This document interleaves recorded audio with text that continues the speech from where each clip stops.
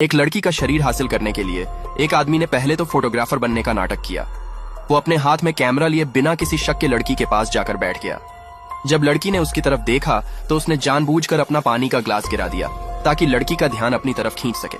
बिना किसी शक के केसी ने तुरंत अपनी तौलियां उस आदमी को दी। इस तरह दोनों के बीच बात शुरू हो गई। आदमी का चेहरा काफी आकर्षक था, इसलिए लड़की जल्दी उसकी पर्सनैलिटी से प्रभावित हो गई। फिर उस आदमी जैक ने तुरंत मौका देखकर अपना अगला चाल चला।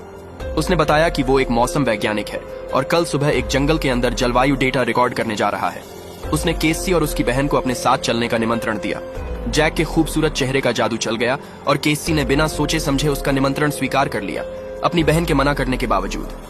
अगली सुबह केसी की बहन, जो पहले उसके साथ जाना चाहती थी, अचानक से बीमार हो गई। उसने सोचा कि वो उन्हें मुश्किल में डाल देगी, इसलिए उसने केसी को अकेले जैक के साथ जाने दिया।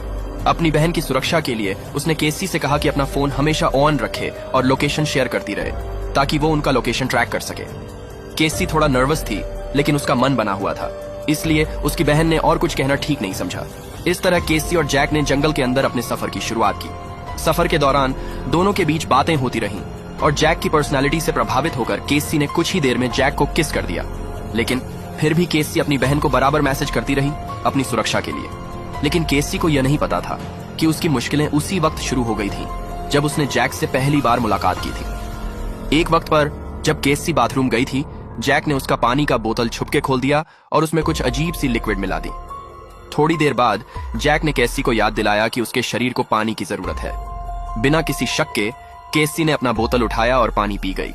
लेकिन पानी के अंदर मिले हुए लिक्विड की वजह से केसी को जल्दी ही अजीब सा लगने लगा। उसके हाथ पैर कमजोर पड़ने लगे और दिमाग खाली हो गया।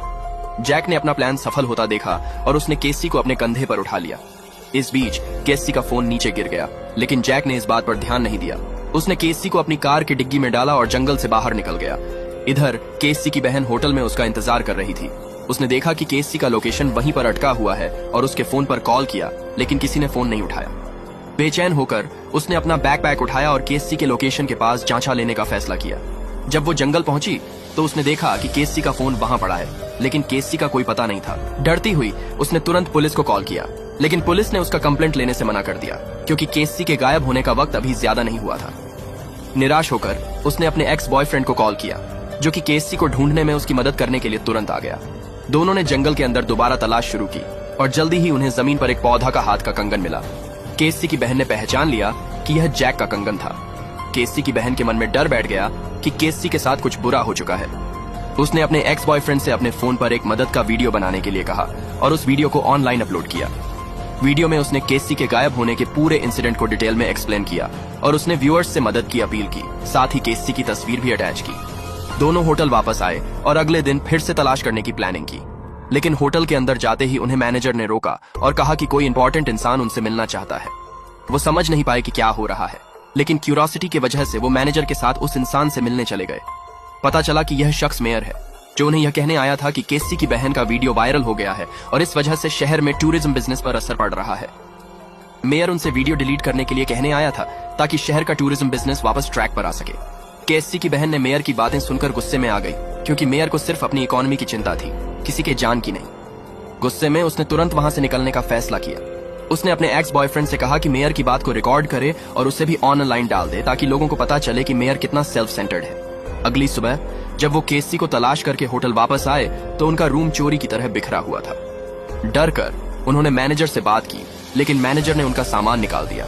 पता चला कि होटल स्टाफ ने जानबूझकर उनका रूम ऐसा किया ताकि उन्हें होटल से निकाल दिया जाए, क्योंकि उनकी वजह से होटल के बिजनेस पर असर पड़ रहा था। बेचारी और कुछ नहीं कर पाए और होटल छोड़कर चले गए। इस दौरान केसी अपने किडनैपिंग के तीसरे दिन को गिनती रही थी।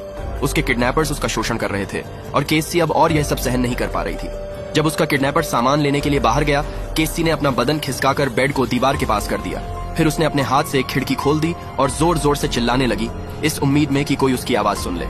भगवान ने उसकी सुन ली और एक फोटोग्राफर जो पहाड़ पर था उसकी आवाज सुनकर वहां आ गया।